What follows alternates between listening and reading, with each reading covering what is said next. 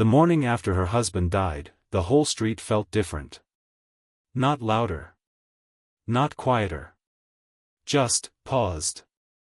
I had seen the ambulance the night before. Red and blue lights flashing against the walls of our quiet suburban homes. Paramedics rushing in and out of Mrs. Carter's house. I didn't know the details, but I knew enough. We all did. Her husband, Daniel, had a heart attack. They said it was quick. But quick doesn't mean painless. And it definitely doesn't mean easy. I barely slept that night. Every time I closed my eyes, I imagined her sitting alone in that house. The same kitchen table. The same couch. The same bed they had shared for over 30 years. Grief has a sound. It's not crying. It's silence.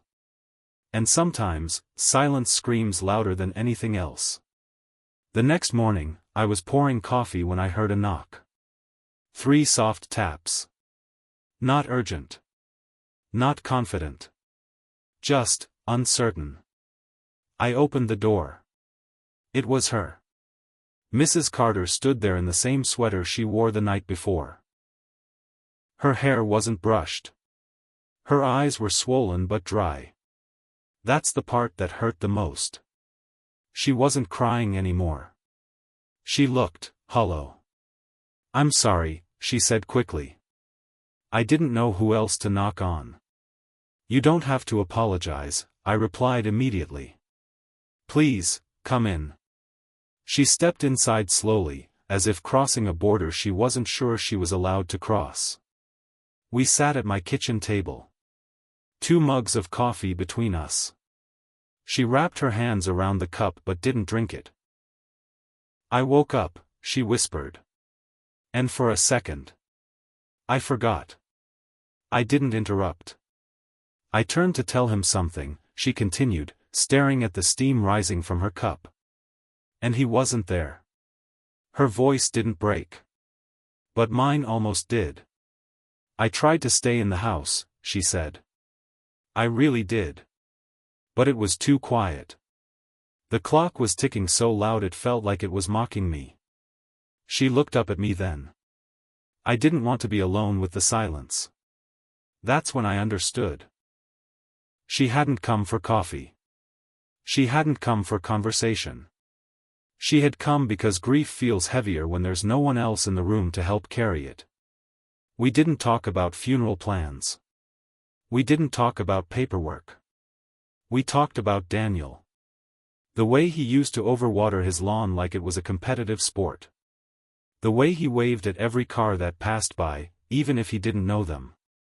The way he insisted on grilling in winter, standing outside in 3 layers and a ridiculous apron. For the first time since she arrived, she smiled. A small one. Fragile. "He hated quiet," she said softly.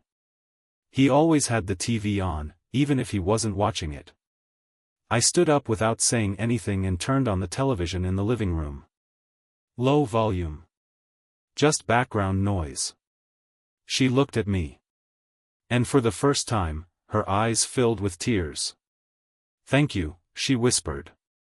"Grief isn't always dramatic. Sometimes it's just needing someone to sit in the room so the walls don't feel like they're closing in." She stayed for hours. We folded laundry together. We watched an old cooking show. We barely spoke at times. But the silence wasn't heavy anymore. It was shared. And shared silence feels different. At one point, she looked around my kitchen and said, "I don't know how to go back home." It wasn't a question. It was a confession. "You don't have to go back right now," I said gently. She nodded, but I could see the fear behind her eyes. Because eventually, she would have to walk back into that house. Eventually, she would have to sleep in that bed alone. You can't avoid grief forever. You can only soften the landing. In the afternoon, we walked back to her house together. The door was still slightly scuffed where the stretcher had brushed against it the night before. She hesitated before stepping inside. So I stepped in with her. The house smelled the same. Looked the same. But it wasn't the same.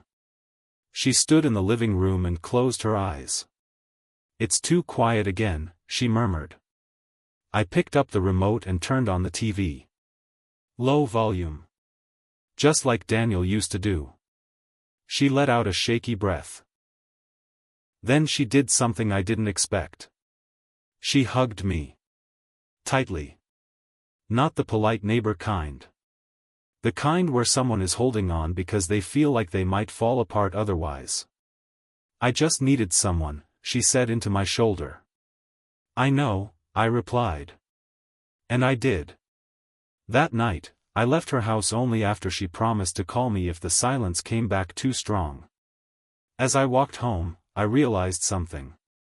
We think neighbors are just people who live next door. But sometimes, they become something else. Witnesses to each other's lives. Carriers of each other's sorrow. Proof that no one has to sit alone when the world suddenly feels too empty. The next day, I knocked on her door. 3 soft taps. Not because she asked.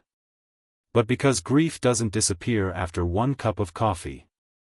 And silence? Silence is lighter when someone else is willing to sit inside it with you.